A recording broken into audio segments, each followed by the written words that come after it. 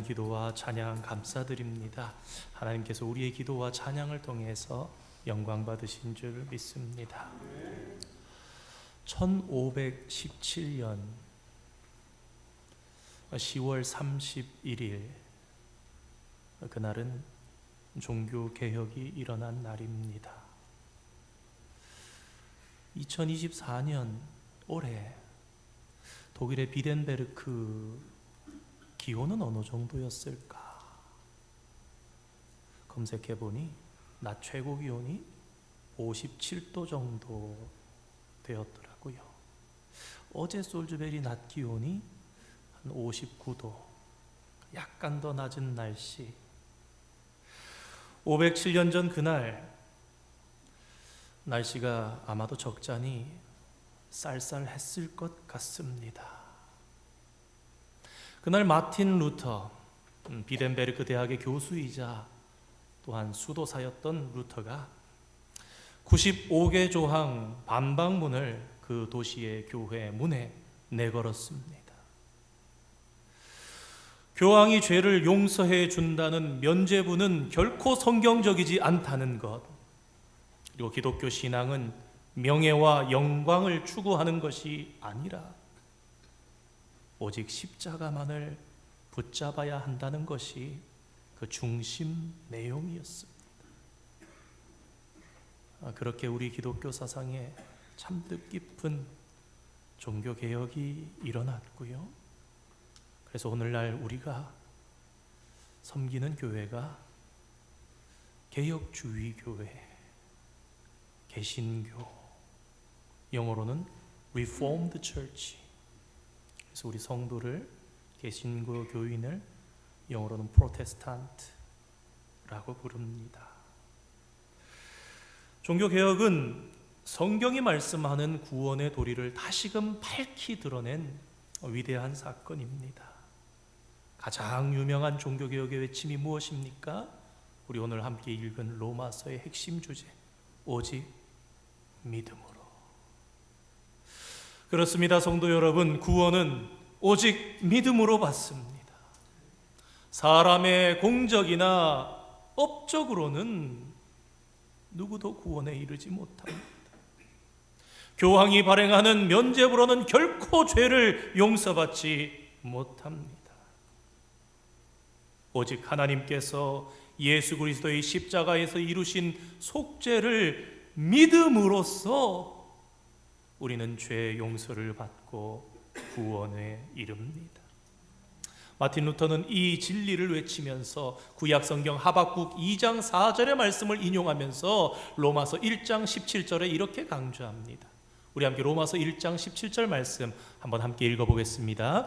복음에는 하나님의 의가 나타나서 믿음으로 믿음에 이르게 하나니 기록된 바 오직 의인은 믿음으로 말미암아 살리라 함과 같으니라. 아멘.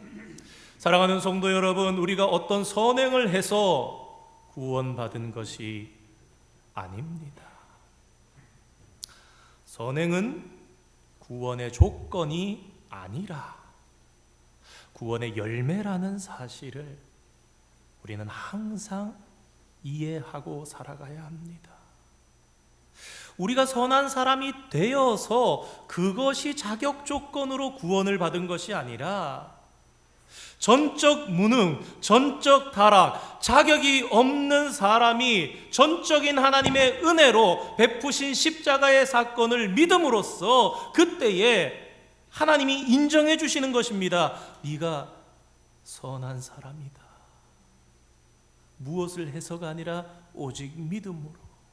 우리의 생명 대신 예수님을 붙잡음으로 그 붙잡음을 의로 여기시고, 다시 말하면 하나님을 믿음의 그것에 아브라함을 그의 의로 여기셨다 말한 것처럼 우리가 예수님의 십자가로서 죄 사함을 받고 그것을 믿음으로써 우리가 구원받게 된다라는 것.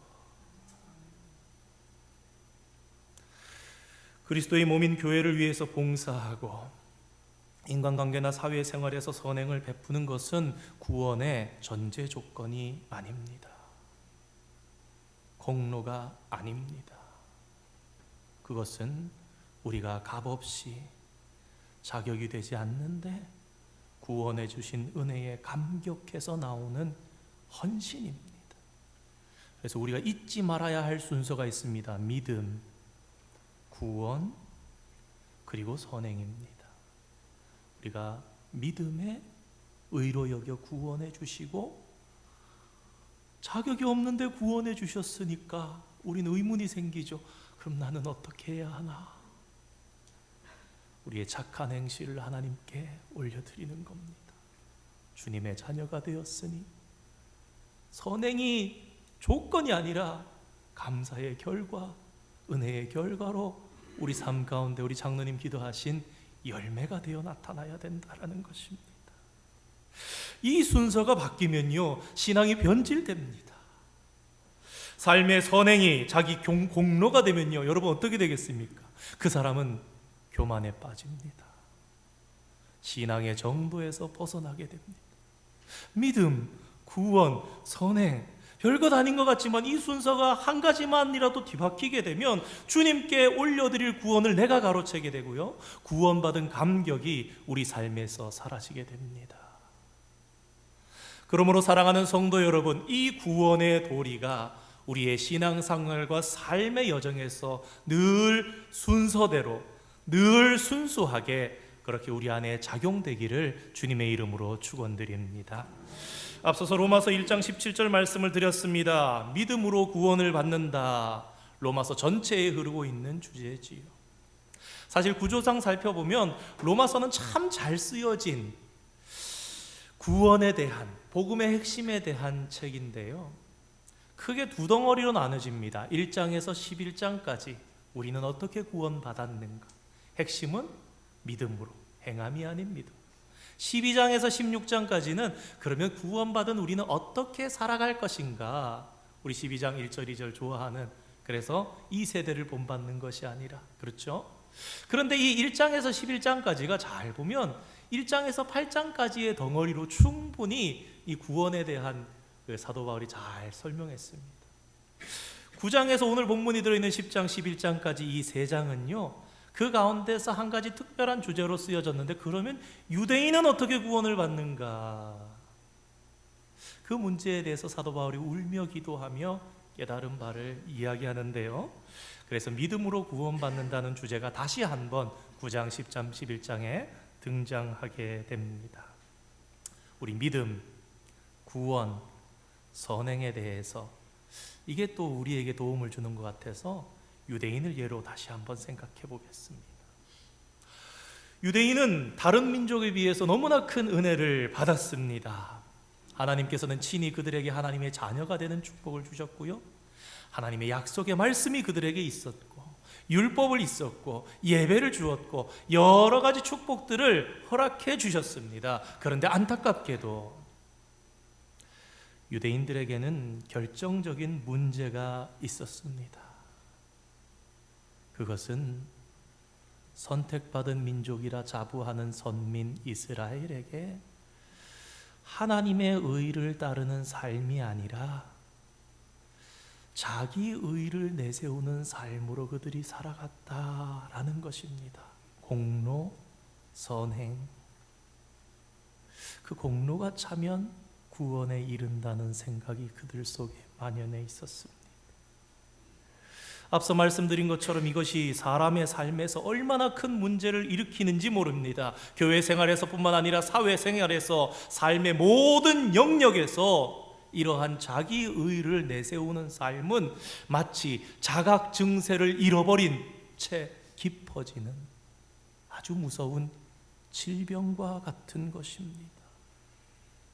하나님께서 천사를 통해서, 하나님께서 모세를 통해서 율법을 주셨지만 그 율법을 유대인들은 결국 오해하여서 하나님의 율법이라 얘기하는데 하나님의 의가 나타난 것이 아니라 그 율법 속에 무엇이 나타났냐? 자기의 의가 나타난 거예요. 그 율법의 의를 내세우는데 그게 하나님의 의가 나타나는 게 아니라 유대인들의 의가 나타나는 거예요. 그렇게 역사 속에 그것이 그들의 신념이 되고 그들의 이념이 되었습니다. 그러나 성도 여러분, 밝히 말씀드리지만 유대인들의 그것은 신앙이 아니었습니다. 이것을 로마서 9장 30절에서 10장 3절까지 말씀이 잘 설명해 주는데요. 우리 함께 이 9장 30절부터 10장 3절 6절 정도 될 거예요. 우리 30절 말씀부터 우리 성도님들 함께 읽겠습니다. 시작. 교독으로 그런즉 우리가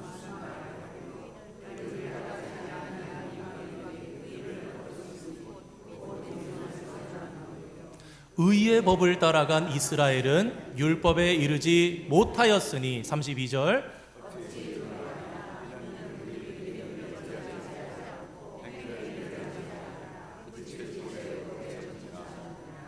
기록된 바 보라 내가 걸림돌과 거치는 바위를 시온에 두노니 그를 믿는 자는 부끄러움을 당하지 아니하리라 함과 같으니라. 1절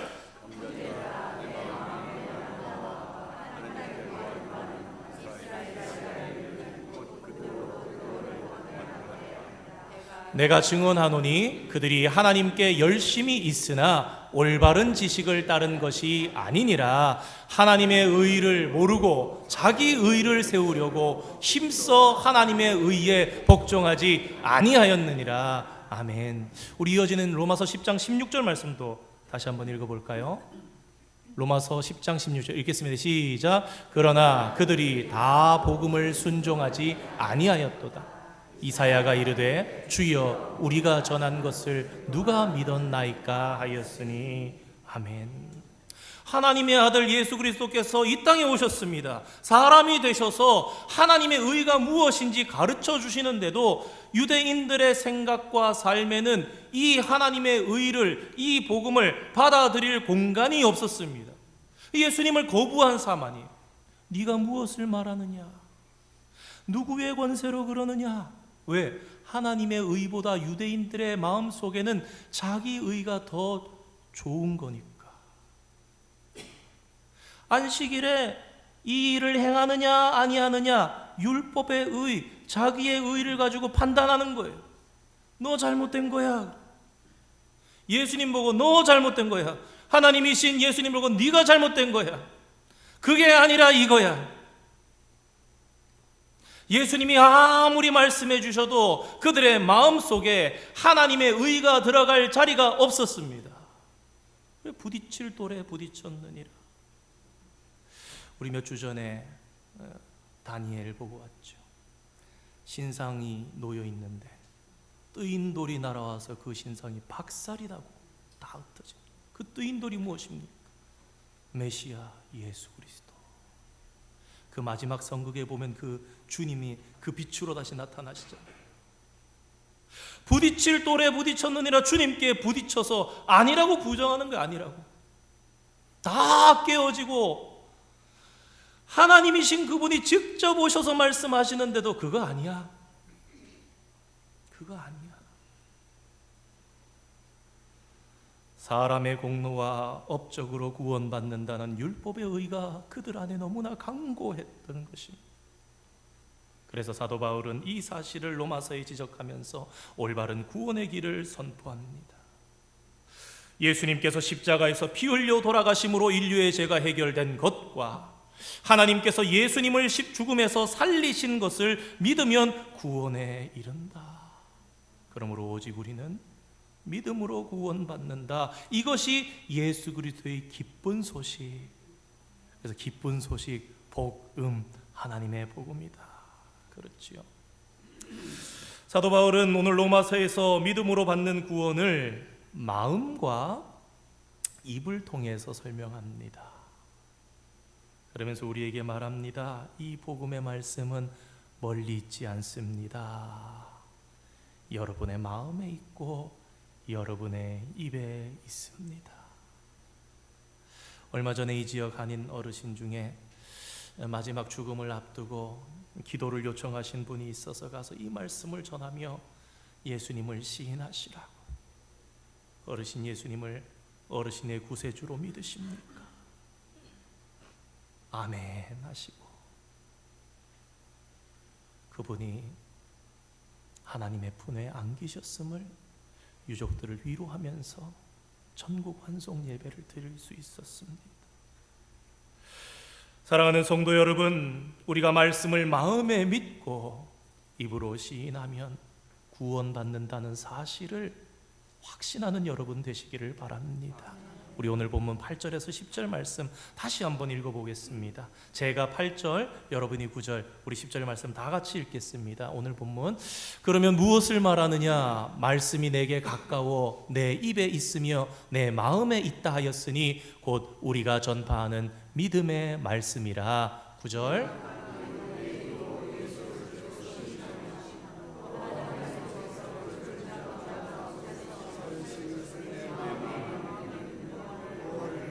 함께 읽겠습니다. 사람이 마음으로 믿어 의에 이르고 입으로 시인하여 구원에 이르느니라. 아멘. 하나님 앞에서 가장 중요한 것은 진실한 마음입니다. 왜냐하면 하나님께서는 모든 것을 다 아시기 때문입니다. 예전에 김용의 선교사님이 청년들을 막 모아놓고 집회를 하는데 전심으로 나가십시오 그렇게 권면하는 것 같습니다. undivided, 분리되지 않은 마음으로 우리가 하나님 앞에 나가는 것이 얼마나 중요한지 모르고, 온전함, 전심, 100% 그것이 아니라면 하나님 앞에 나아가도 응답받을 수 없다라는 겁니다. 거짓된 마음의 상태로는 진노와 형벌을 받을 뿐입니다. 그러나 진실하면, 정직하면 죄가 있어도 없을 짓을 했어도 부끄럽지만 괜찮을 수 있습니다. 왜냐하면 있는 그대로 정직하게 주님, 제가 죄를 지었습니다. 주님, 제가 몹쓸 짓을 했습니다. 그러나 분리되지 않은 진정한 마음으로 말씀드리며 나아가면 되기 때문입니다. 여러분, 이것이 진실한 마음이며 정직한 태도입니다.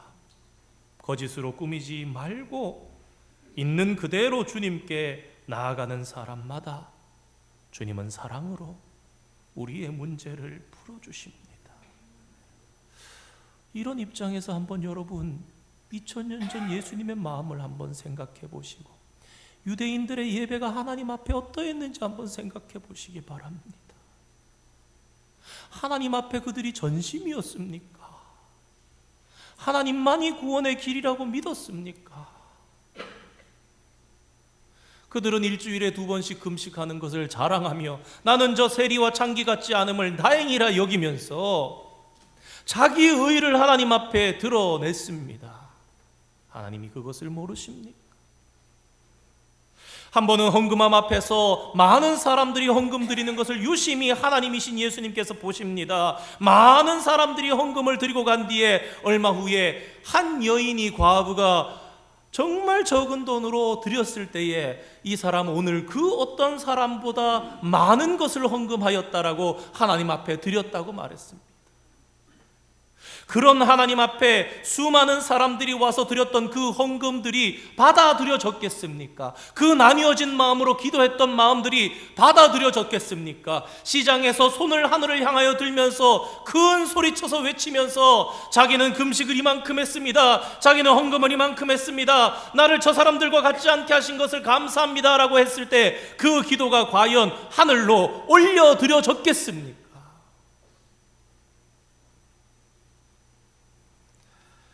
예수 그리스도의 대속을 우리가 인격적이고 진실한 마음으로 믿으면 하나님께서는 우리의 죄를 용서하시고 의롭다고 인정하십니다.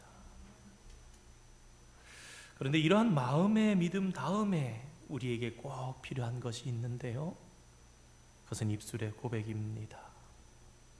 입으로 시인한다는 것, 그것은 신약시대 당시의 상황으로는 공개적인 신앙 고백을 의미했습니다. 사람들 앞에서 나는 십자가에 돌아가시고 다시 사신 예수님을 나의 주님으로 믿습니다 하고 고백하는 것입니다. 근데 이게 성경적으로 당시 상황을 대입해 보면요, 어떻게 우리가 받아들여야 되는가? 초기 교회 상황에서 공개적인 주님을 향한 입술의 고백. 사실 그러나 이것은 그때 당시에는요, 자기 목숨과 인생을 거는 행위였습니다. 여러분 한번 생각해 보세요. 예수 그리스도를 믿는다는 한 가지 이유 때문에 집과 재산을 빼앗기는 일이 있었고요, 감옥에 갇히는 일이 있었으며 심지어 목숨까지 잃는 일이 있었습니다. 그러니 오늘 성경에 입으로 시인하여 구원을 받는다, 이거 무엇입니까? 오직 예수 그리스도만이 나의 삶의 주인이십니다. 저는 그렇게만 살겠습니다. 담대하고 놀랍고 거룩한 고백이었던 것입니다. 그 말씀이 오늘 로마서 10장 8절 9절 10절. 그런데 그 뒤에 이어지는 11절 12절 말씀을 보면요, 누구든지 주님을 믿는 사람은 부끄러움을 당하지 않습니다 얘기합니다. 누구든지 입을 열어 주님을 부르는 사람은 주님께서는 풍성한 은혜로 채워주십니다. 그렇게 말하면서 마지막 우리가 함께 읽은 10장 13절 말씀, 우리 한번 띄워주시고 함께 한 음성으로 읽겠습니다. 시작. 누구든지 주의 이름을 부르는 자는 구원을 받으리라. 아멘. 당신은 주님을 고백하는 것이 어려운 일이었습니다. 마음에 믿는 것은 쉬울지 몰라도 입술로 고백하는 것이 어려운 일이었습니다. 그런데 사도 바울은 이 일에 대해서 당신은 부끄러움을 당하지 않을 것입니다. 당신에게 풍성한 은혜를 내려주실 것입니다. 그러면서 담대함으로 선포합니다. 누구든지 주의 이름을 부르는 자는 구원을 받으리라. 그러므로 이 구절에서 구원을 받는다는 것은 영원히 죽을 자리에서 하나님의 자녀로서의 신분의 변화만 말하는 것이 아니라 거기서 더 나아가서 구원받은 사람으로 우리가 살면서 영과 몸과 마음의 전인격적인 삶에서 구원의 기쁨이 넘쳐난다, 열매를 지속적으로 누린다, 그런 뜻이 됩니다. 재산을 몰수당할 수가 있고요, 감옥에 갇힐 수가 있습니다. 목숨까지 잃어버릴 수 있는데 왜 그렇게 고백한단 말입니까? 여러분, 거기에 기쁨이 없으면 사람은 고백할 수 없습니다. 그렇잖아요. 내 목숨보다 더 중요한 것을 깨달을 때 우리는 목숨을 걸 수가 있는 거예요. 그럴 때 우리는 거기에 나아갈 수 있는 것입니다. 구원의 기쁨이 없다면 여러분 어떻게 이런 일이 가능합니까? 여러분 기억하시기 바랍니다. 마음에서 입으로, 여러분 입으로 표현하는 사람이 이 복을 누린다라는 것을 오늘 사도 바울이 우리에게 얘기하고 있다는 이 사실을, 이 감사의 계절에 꼭 기억하는 저와 여러분 되기를 원합니다. 사랑하는 성도 여러분, 입으로 표현하십니까? 십자가 사건으로 구원을 받아서 감사하다고 하나님께 말씀드리고 계십니까? 주변 사람에게 이 사실을 여러분의 입을 열어서 이야기하십니까? 그것이 내가 잘나서가 아니라 주님께서 하신 것이라고 주님의 이름을 부르십니까? 나아가서 어려운 일이 있을 때에도 예수님의 이름을 의지하여서 기도하십니까? 살아본 우리의 생애를 되돌아보면요, 진실하고 절절한 마음은요, 하지 말라도 입으로 표현이 되게 되어 있습니다. 막아도 터져 나오게 되어 있습니다. 만약 우리의 믿음이, 우리의 구원이 절절한 감사와 감동이라면 누가 하지 말라고 막아도, 내가 감옥에 간다 할지라도 밖으로 표현되게 되어 있다는 것입니다. 우리의 표현의 1차적인 것이 입술의 말입니다. 입으로 말한다는 것은 그 사람의 마음이 어떤지를 알게 하는 열매입니다. 입을 열어 말할 때 열매가 우리의 신앙에, 우리의 삶에 맺히게 됩니다. 오늘 기도하신 것처럼 열매 맺어 주님 앞에 드리려면 우리의 입술을 열어 찬양하고 우리의 입술로 감사를 하고 우리의 입술로 기쁨을 주님 앞에 표현해야 한다는 것입니다. 지금까지 우리는 믿음으로 구원받은 성경의 가르침을 정리해 보았습니다. 이제는 그렇게 구원받은 사람의 삶이 어떠해야 하느냐 생각해 보면서 말씀을 정리하려 합니다. 믿음으로 구원받은 사람의 삶에서 가장 특징적인 분위기는 무엇일까요? 그것은 감사와 기쁨입니다. 우리 로마서 5장 1절 2절 말씀, 그리고 로마서 5장 11절 말씀 한번 읽어볼까요? 읽겠습니다. 시작. 그러므로 우리가 믿음으로 의롭다 하심을 받았으니 우리 주 예수 그리스도로 말미암아 하나님과 화평을 누리자. 또한 그로 말미암아 우리가 믿음으로 서 있는 이 은혜에 들어감을 얻었으며 하나님의 영광을 바라고 즐거워하느니라. 11절 말씀, 그뿐 아니라 이제 우리로 화목하게 하신 우리 주 예수 그리스도로 말미암아 하나님 안에서 또한 즐거워하느니라. 그렇습니다. 즐거워하느니라, 즐거워하느니라, 감사하고 기뻐한다라는 것입니다. 우리 이 말씀과 연관해서 데살로니가전서 5장 16절 18절 말씀도 함께 한번 읽어볼까요? 읽겠습니다. 시작. 항상 기뻐하라, 쉬지 말고 기도하라, 범사에 감사하라. 이것은 그리스도 예수 안에서 너희를 향하신 하나님의 뜻이니라. 아멘. 방금 읽은 데살로니가전서 5장의 말씀을 보면요, 헬라어 원문으로 보나 한글 성경으로 보나 명령형이 3번 나오는 것을 봅니다. 항상 기뻐하라, 쉬지 말고 기도하라, 범사에 감사하라. 이것은요, 권유나 부탁의 말씀이 아닙니다. 주님의 명령입니다. 그러니까 말씀을 지키지 않으면 죄야 라는 이야기를 하는 것입니다. 야, 기뻐하지 않아? 너 죄 짓는 거야. 기도하지 않아? 너 죄 짓는 거야. 여러분, 우리가 성경의 말씀 중에서 명확하게 명령형으로 되어 있는 것도 있고 되어 있지 않은 것도 있지만 권유형이라도 우리가 어떻습니까? 아, 이렇게 살아야겠구나. 왜? 주님의 뜻이니까.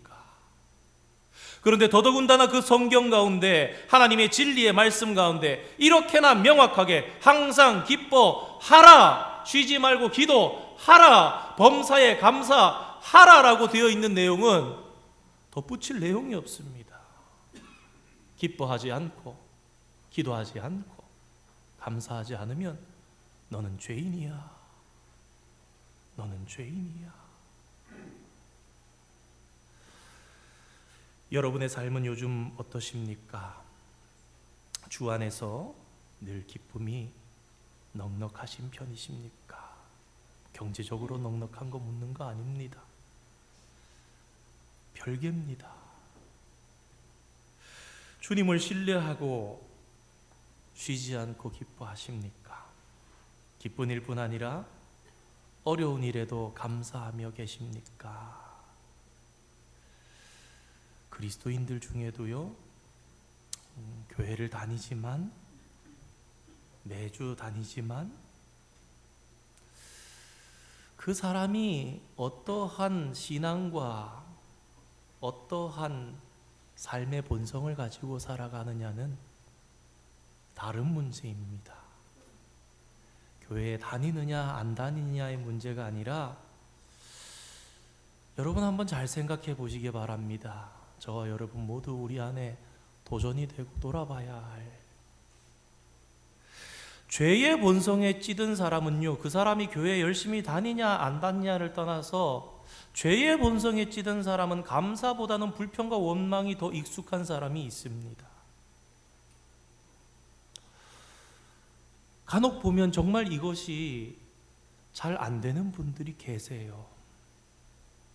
남편을 향해서, 아내를 향해서, 부모님을 향해서, 자녀를 향해서 감사와 격려와 기쁨의 말보다 불평과 원망과 저주에 가까운 말들이 너무나 익숙한 성도들이 교회 안에 얼마든지 있습니다. 습관이 되어 있는 거예요, 습관이. 내 아들, 내 딸, 내 남편, 내 아내인데, 아이 뭐 그런 걸 가지고 그래. 당신 꼭 또 뭐 이래가지고 이렇게 자녀가 뭐 조금 하나 했는데, 아이고 잘했구나 이렇게 격려해 주기보다는 그 시원찮은 걸 가지고 했다고 그러냐고. 이게 우리가 죄의 본성으로 찌들었다라는 것이 깨달아져야 돼. 군인이 훈련을 합니다. 처음에 이제 신병교육대 갔을 때 아침 6시에 기상을 시키고 막 뛰라 그러죠. 구보로 하면 못 뜁니다. 못 따라가는 거예요. 조기들 쫙 앞에서 끌고 가는데 막 땡이 뒤에서 앞에서 옆에서 안 뛰어 그러면서 막 그러죠. 그러면 막 정신이 어벙벙해가지고 막 그러다가 눈이 안 보입니다 이런 애들도 하나씩 나오기도 하고 충격을 받아가지고 놀래면 시각이 없어진다 그러잖아요. 순간적으로. 구보를 하고는 그럽니다. 조교가 니들은 군인이 아니고 쓰레기야 이렇게 점잖게 얘기한 것이 아니라 그야말로 윽박을 지르면서 다 같은 그리스도인 아닙니다. 훈련이 어떻게 되느냐에 따라서 다르겠지요. 우리의 삶의 자리를 점검하고 한 걸음씩 나아가면 정말 목회를 하면서 놀랍게 변화되는 가정들을 봅니다. 그런데 그 시간이요 10년, 20년 걸리는 게 아니에요.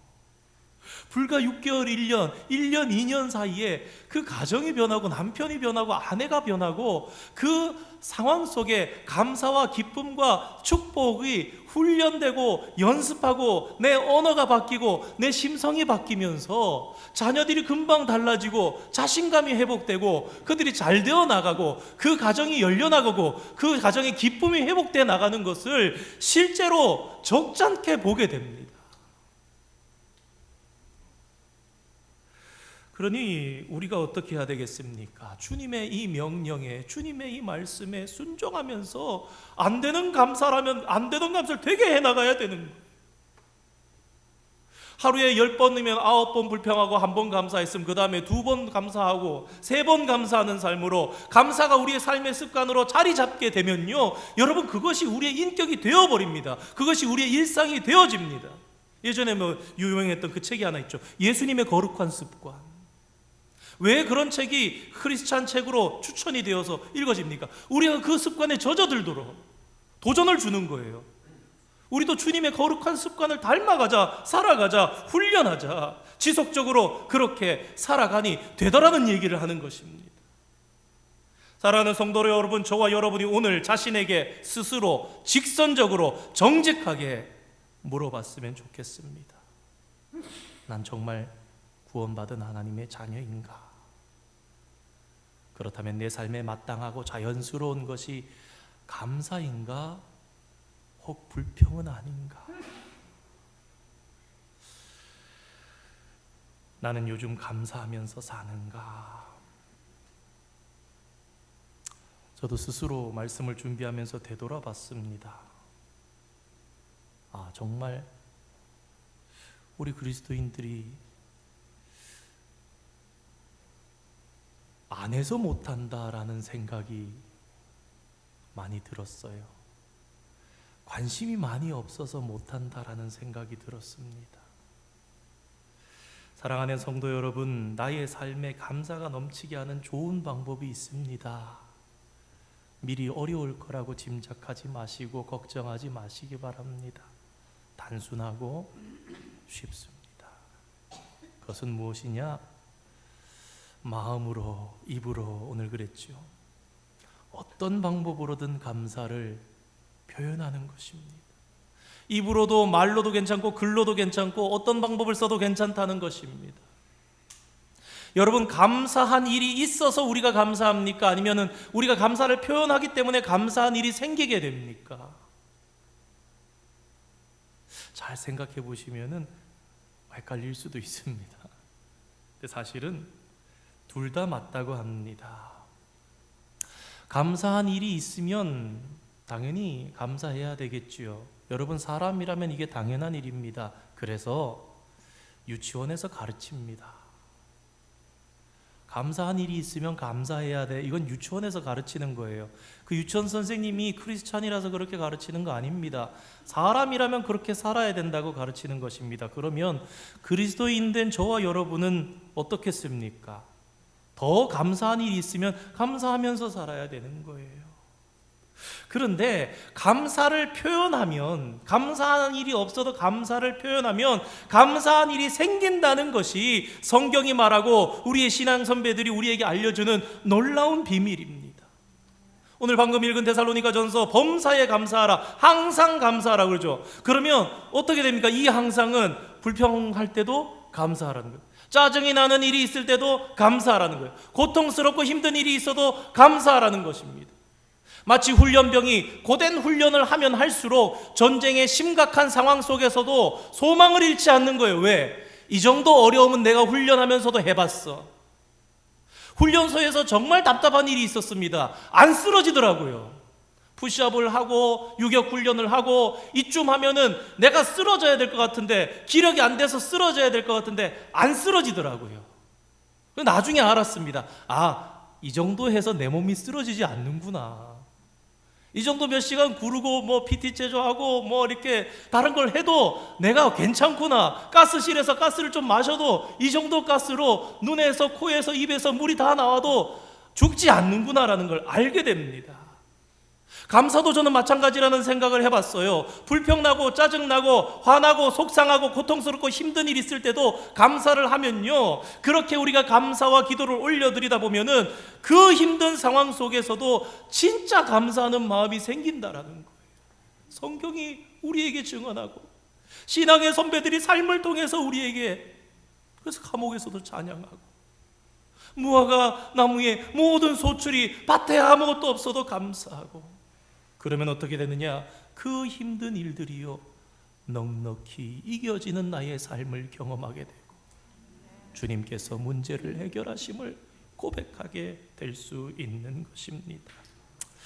사랑하는 성도 여러분, 우리 그래서 감사로 나아가는 실질적인 방법으로 오늘 말씀을 마치려 합니다. 감사를 표현하는 것 중에 가장 중요한 것은 우리의 입술을 열어서 말하는 것입니다.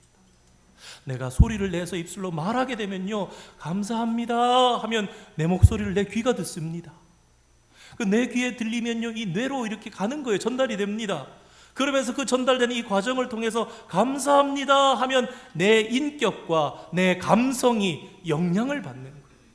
우리의 몸은요, 영혼과 몸과 그리고 마음이 모두 다 연결되어 있는 거예요. 감사합니다 라고 할 때 그 감사를 내 몸도 나의 영혼도 나의 마음도 그 감사를 내 목소리로 받으면서 이게 단순하게 정신적인 상황만이 아니라 우리의 신체의 상황까지 좋게 만든다라는 거예요. 여러분, 감사하면 더 건강해지겠습니까? 덜 건강해지겠습니까? 다 건강해지실 거란 말이에요. 말에는 몸을 치료하는 힘이 있습니다. 평범한 말도 그러한데 하나님께 순종하는 믿음을 가지고 입을 열어서 선포하는 말에는 얼마나 놀라운 힘이 있겠습니까? 이 사실을 믿으시고 입으로 감사를 선포하고 감사를 훈련하고 감사를 습관화하시기를 바랍니다. 글도 너무 좋은 거예요. 우리 성도님들 중에도 있습니다. 말씀을 묵상하는 중에 성령 하나님께서 빛을 비추시고 조명하시는 것들을 남겨두는 거예요. 거기서 감동을 기록한 글이 내 삶의 여정에서 놀라운 보배가 되는 것입니다. 그거를 이렇게 매일 하지 못해도 이틀에 한 번, 3일에 한 번 한 걸 쭉 모아놓으면 우리 성경책처럼 그것이 내 신앙의 역사 기록이 됩니다. 우리 성도님들 중에도 몇몇 분이 하고 계세요. 제가 작년부터 사실은 우리 타교단이긴 하지만 예수 동행일기라는 거에 굉장히 뜻깊은 일인 것 같아서 작년에 책을 구부해 해가지고 좀 내용을 보면서 그러는데 언제 한번 내년부터라도 우리 성도님들 같이 좀 해도 참 좋겠다. 이게 우리의 신앙에 너무 유익하겠다. 그런 생각을 한번 해봅니다. 다른 사람에게 작은 선물을 통해서 삶의 감사를 표현하는 것도 얼마나 좋은 방법인지 모릅니다. 커피 한 잔, 손으로 쓴 작은 메모, 얼마나 정겨운 것인지, 그 사람이 좋아하는 음식으로 함께 식사하는 것. 며칠 전에 타 지역에 사는 청년 하나가 메시지가 왔어요. 그래서 쿠폰 같은 걸 보내면서 요새 어떤 커피가 맛있답니다. 목사님, 사모님 한 잔 하세요. 이러면서 쿠폰을 보내줬는데 그렇구나. 하나님의 크리에이티브, 창의적인 창조의 하나님의 그 지혜가 우리 안에 부어져 있어요. 우리가 감사하려고 마음을 먹으면 말려도 그 감사는 굉장히 다양한 방법으로 발전해 나갈 것이 틀림없지 않겠습니까? 사랑하는 성도 여러분, 이 감사의 기절에 저와 여러분이 기억하기를 원합니다. 감사의 표현은 성도의 삶에 기적을 일으킵니다. 우리는 모두 우리를 구원하신 예수님을 사랑하는 사람들입니다. 오늘 기도하셨던 것처럼 우리가 예수님을 사랑하는 표시는 무엇입니까? 우리가 예수님을 사랑하는 열매는 무엇입니까? 그것은 바로 내 삶 속에 감사를 표현하는 것입니다. 기쁠 때든 슬픈 때든 어려운 때든 입을 열어 말로 표현하고 글로 표현하고 여러 가지 수단으로 우리는 얼마든지 표현할 수 있습니다. 사랑하는 솔즈베리 성도들이여, 이 아름다운 가을에 여러 가지 은사로, 선물로, 말로, 글로 감사를 표현하는 저와 여러분 되기를 원합니다. 그 표현하는 감사 가운데 우리의 마음이 바뀌고요, 우리의 상황이 바뀌고 우리의 문제가 해결되고 그 가운데 주님의 기적이 나타납니다. 구원의 복과 열매를 일상에서 체험하게 하는 통로가 바로 감사를 표현한다라는 것인 줄 기억하시고, 이 구원의 복이 11월에만, 땡스기빙 즈음에만이 아니라 여러분의 삶의 전 영역에 항상 넉넉하게 넘쳐 흐르시기를 주님의 이름으로 축원드립니다. 함께 기도하겠습니다. 거룩하신 하나님, 우리를 구원해 주시고 선하시고 인자하신 하나님을 예배하며 살아갈 수 있도록 인도하시니 감사합니다. 오늘 저희들이 받은 구원이 얼마나 감사한 것인지, 그리고 그것이 얼마나 크고 놀라운 것인지 날마다 상기하며 감사의 삶을 살아가기를 소망합니다. 우리 믿음의 선조들은 이 일을 위해 목숨을 걸었고 그럼에도 표현하고 살았고, 그러한 그들의 노력과 그 위에 하나님의 도우심으로 오늘 저희들 자유롭게 예배하며 감사를 표현할 수 있는 시대를 살아갑니다. 그런데 하나님, 저희들 얼마나 진정으로 감사하면서 살아갑니까? 얼마나 그 감사가 삶에 넘쳐나고 있습니까? 정직하게 스스로를 돌아보는 시간 되게 하여 주시고, 그리스도인으로 마땅히 저희들이 감사하면서 살아갈 때 얼마나 더 많은 영혼들이 풍성하여지고 얼마나 더 많은 사람들이 주님께 영광을 돌리게 될지 깊이 생각하며 참된 성도의 삶으로 더욱 전진하며 나아가는 저희들 되게 하여 주시옵소서. 예수님의 이름으로 기도드립니다. 아멘. 우리 함께